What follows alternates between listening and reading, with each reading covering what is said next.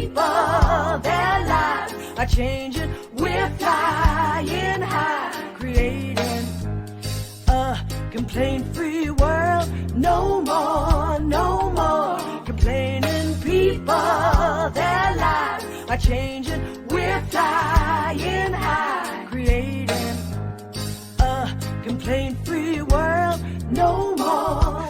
I want to continue to talk about the reasons people complain. And as I said, I did not come up with this. This was actually the research done by Dr. Robin Kowalski at Clemson University. And what she found, I'm trying to turn these off, and for some reason I am not having any luck here. Oh, I know what it is. There we go. What she found was that people who complain, and when we talk about complaining, let's be very clear. We're not talking about not expressing an issue if somebody does something wrong.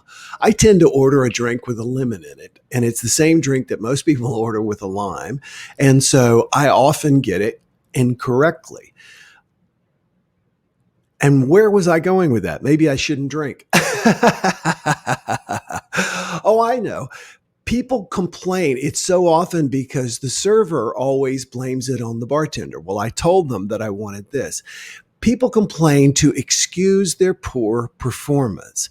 There are 5 reasons people complain, Dr. Kowalski found.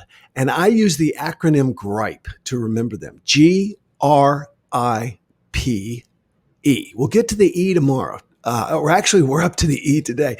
Yesterday was the P.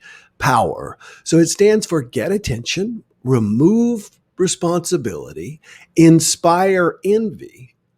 Power is what we talked about. And yesterday we're talking about excusing poor performance. Now take a moment and think of yourselves, think of other people. People complain to excuse their poor performance.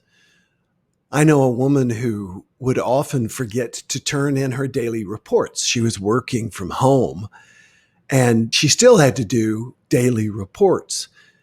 And whenever she forgot, the internet was down. She would always tell her boss the internet was down or my computer was running slow. Now, what we call excuses are actually complaining about situations and circumstances surrounding what it is we attempted to do as a way of being let off the hook. One of the jokes it's not really a joke, but one of the things I like to talk about when I do speeches is golfers never hit a bad shot, It's the fact that a car horn honked just as they went into their backswing, or that their grips were wet, or that get what I'm saying? It's complaining to excuse your own poor performance. The interesting thing, and I want to do a quick recap here. We complain to get attention, G and gripe. We simply want to be noticed. Hey, notice me. Hey, notice me. Oh, hey, notice me. Hey, notice me is get attention. The R in gripe stands for remove responsibility. Now, this is when you give a task. Usually think of a child or an employee or, somebody you ask to do something. And then they complain about the circumstances to try and get you to let them off the hook. You really want them to do it, but they complain about the circumstances, making it a plea for you to let them off the hook. So that's the R, remove myself from responsibility. The I in gripe stands for inspire envy. That means to brag, to try and get people to look up to you, to complain about the good in your life, Like if instead of saying, I had an awesome day yesterday, just hung out, had a lot of fun yesterday, if I had said, yeah. So yesterday I just hung out all day. I just hung out all day. And while I was doing that, I was thinking about this summit that I'm creating, and I was thinking about the TV show, and I was thinking about that. And, but I really wanted to get in their work. I really did, but I had to just hang out. I mean, I know. I need to just relax more. So I had to spend the day at the pool and the weather was perfect. See what I mean? I'm complaining to inspire envy. The P in power yesterday means to complain, to enrage and engage other people, to get them on our side, to get people to come to and follow us. And then finally, the E stands for excuse poor performance. And that's what we're talking about today. And here's the interesting thing. Let's go back to the R, remove responsibility. With remove responsibility, you give someone a task. They really don't want to do it. And so they complain about the circumstances, the hurdles they have to overcome, the situations, the challenges. They complain about all of these things as a way of trying to get you to say, okay, you don't have to do it, or you don't have to do it this well, or you don't have to do it by this time. It's a negotiation tactic. With excuse poor performance, that is the past tense of remove responsibility. All right. So think, and they're often linked. You give somebody a task and they don't want to do it. So they complain about the circumstances, complain, hoping you'll let them off the hook, but you keep them on the hook. So what do? They do a shoddy job. And then they complain about, and often the very same circumstances, as a way of diminishing the fact, rather, that they didn't do what you wanted them to do to the extent you wanted within the timeline that you wanted. They just complain to excuse their poor performance. Unfortunately, we as human beings have this natural tendency when someone complains to excuse their poor performance to then take each of the things that they give you and then ask them about it. Why didn't you think of this? Why didn't you plan for this? My mind's zoned in on the movie Ted. When Mark Wahlberg's character shows up late because he's been sitting around eating cereal and getting high with his teddy bear, who's a real live teddy bear. And he gets to work and he says to his boss, "I'm sorry I'm late. It wasn't my fault." And the boss says, "What happened?" And Wahlberg is just silent. And then he goes, "I wasn't prepared for follow-up questions." Well, with the E in excuse poor performance, often people are prepared for follow-up complaints. They've got things ready. They're going to say, "Well, I told you it was going to be a challenge, and so I wasn't able to get the numbers from marketing." Now, the truth of it is they didn't really jump on the situation and make it happen. So, whatever. They blame someone else. Complaining to excuse your poor performance is blaming someone else. It is making someone else responsible for what's transpired. And people do it all the time. People do it all the time. So what do you do if you've got somebody who's complaining to excuse their poor performance? What we don't want to do is that natural thing that I was starting to complete the loop on, and that is address each issue as it's brought up. Somebody complains about, "Well, it would have gone good, but this." And you go, "Well, why didn't you think about that?" Well, that was unforeseen, blah, blah, blah. Or how would you plan for that? Or why, et cetera. If that came up, could you have come to me? And we literally address an issue, but then they've always got another issue. So we don't want to take it on. The idea is not to take it on for yourself. The idea is to put it back where it belongs, on the other person. And we do this by simply asking, how do you plan to improve next time? This is magic. I think each one of the responses that I've given you for all 5 reasons people complain, and if you don't know what they are, go back and listen, are awesome. They really work. And I think this one is so great because it reminds you, how do you plan to improve next time is the question once again. It reminds you that this time is over. This time is over. It's over and done with. It reminds you. So it teaches you to radically accept that this is the outcome. And it also reminds the other person that this is not the way you would like it to be. And it does so subtly because you've asked them to what? Improve next time. How do you plan to improve next time? And the other thing is you give them a very specific next time. The next time I give you this, I expect improvement. And you've asked for specific improvement. So you've managed both your expectations and the other person's expectations. And that's pretty magic. It's pretty magic. Releases your internal frustration. It reminds the person they need to improve. It gets the person to set specific ideals for what they're going to do. I do this is my employees hate this. My coworkers hate this because I'm always saying, well, how do you plan to improve next time if things don't work? Outside of there being major issues, how do you plan to manipulate your life and your circumstances so that things improve next time? So we've come to the end of the 5-part series on gripe. So I'm going to remind you, we're going to continue this for a couple of more episodes. But people complain to, gee, what is it? Think it, say it, type it. I want to know that you know it. Tell me why. And I'm going to put up the banner because we continue to expand the complaint-free movement. Tell me, the G in gripe stands for get attention. That's right. The R stands for remove responsibility, right? The I stands for inspire envy, which means to brag. It means to draw attention negatively to my great life so that you envy me. The P in gripe stands for power. Power. Simply having power over other people. And the E in gripe stands for, say it out loud, type it something, excuse poor performance. That's exactly right.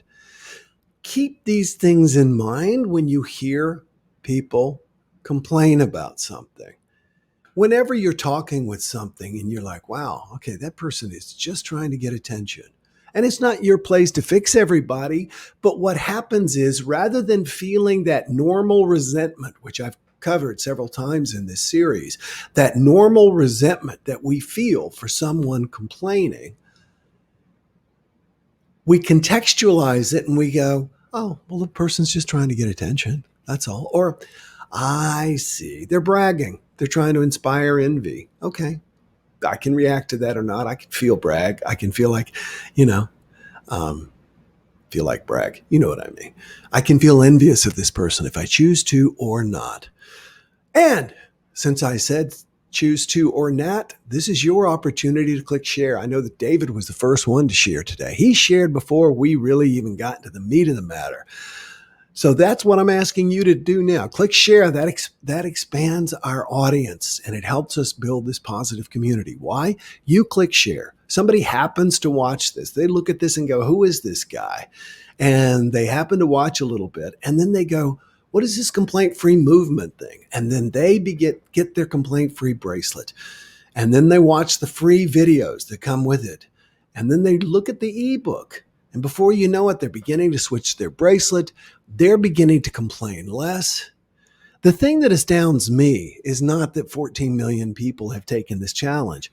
It's if you multiply that by even if it stopped one or two people, even if it stopped all these people from complaining one more time in a day, that's 14 million less complaints around the world. Don't you think this is going to change the consciousness of the planet? I do. I've certainly seen it work in people's lives. So thank you very much for clicking share. Click share and let everybody know. And everybody can get a free complaint-free bracelet for a limited time only. They just have to pay $1 shipping and handling. All right, let's back up and catch up with some of these. We've got so many comments. Happy to start my summer vacation. Susan, that must be awesome. Tell us where you're going. Pamela Jane says, okay now. Don't know exactly what that means. Was I lost audio? Don't know why my audio would have dropped out. If anybody else saw my audio or heard my audio drop out, please let me know. Foibles, yes, David. I love David. He's always commenting on the fly. You do the best you can. That is all that anyone asks of you day to day. Yes. Hello, can send me your number in inbox. Okay, dude. The answer is no. Thanks very much. Love to take a reboot today. Office manager's nightmare, says David. Yes, Susan says a reboot. That's great, especially.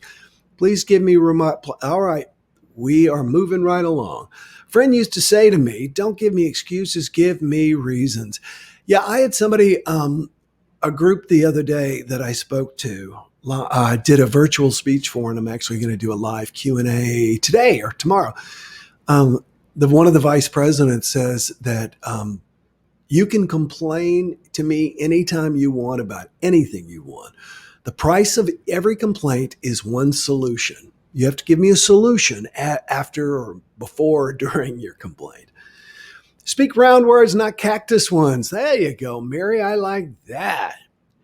And what was the response question for G? G stands for get attention. By the way, if you get a free complaint free bracelet right now and just spend a buck so that we cover the handling and shipping. Some of it, we actually, it's not a profit center for us by any means. But if you do that, you get our ebook, Gripe, Gripe. And it goes through and explains it all. It's even asked questions and everything. I wrote the thing, so it's great. Excuse, there we go. I love how you guys are chiming in. Shared says Mary. David says, day 3. David, all right, David, you lost weight way faster than you thought you would, and you are certainly moving through the complaint-free challenge faster than most. I'm proud of you. Sometimes you can do everything you can and fail, so you kneel down, be silent, then pray for a positive outcome and wait, says David. That usually happens in your favor in a way that is benefit for everyone involved. Debbie says, thank you. Yeah, David, you know what? I once heard somebody say, it's God if everyone wins. I can't take credit for that, but that's good. It's God if everyone wins. I'm working on this, and you're going to start hearing about this big time. I have put together a summit of some of the biggest thought leaders in the world today. And I'm hosting the summit. I'm announcing it now. And it's going to be a 2-day virtual summit. And I am so excited about that. So I look forward to sharing more about that. My favorite response is for the P in gripe. It sounds like the two of you have a lot to talk about. Smile. Love that powerful statement. Yeah, especially with our kids. My mom used to say, unless there's fire or blood, I let them work it out. She had 3 kids.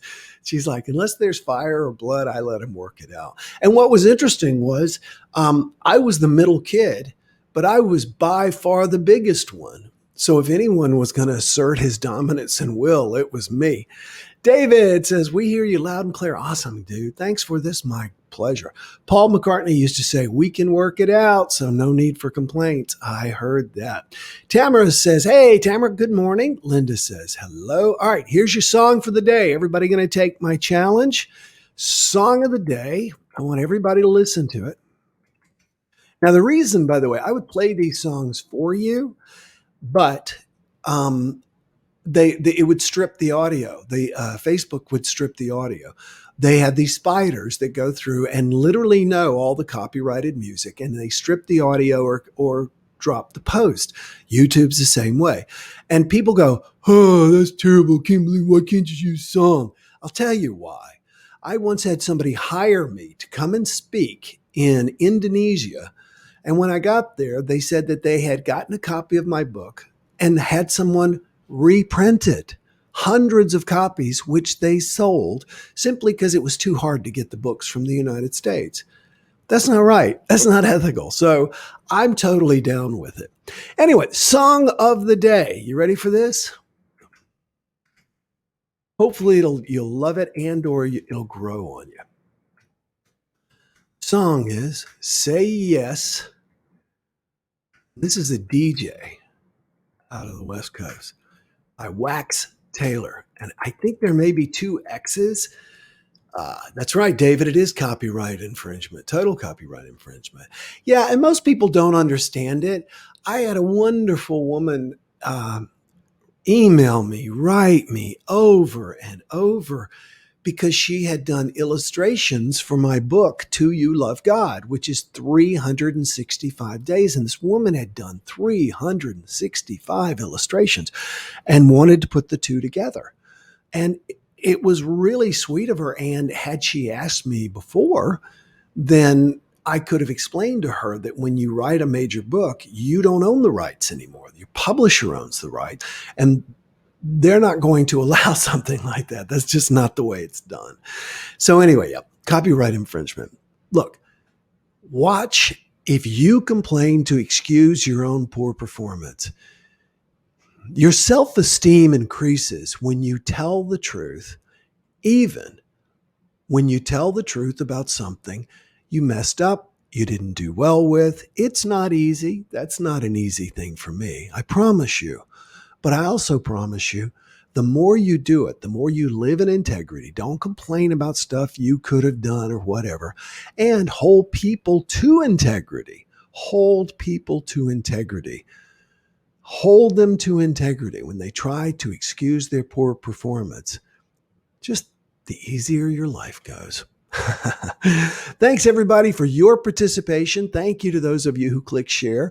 And thank you to those of you who are watching this on a replay. And for those of you who share it both on YouTube, Podbean, and here on Facebook. You're helping us build this positive community, and we sure appreciate it.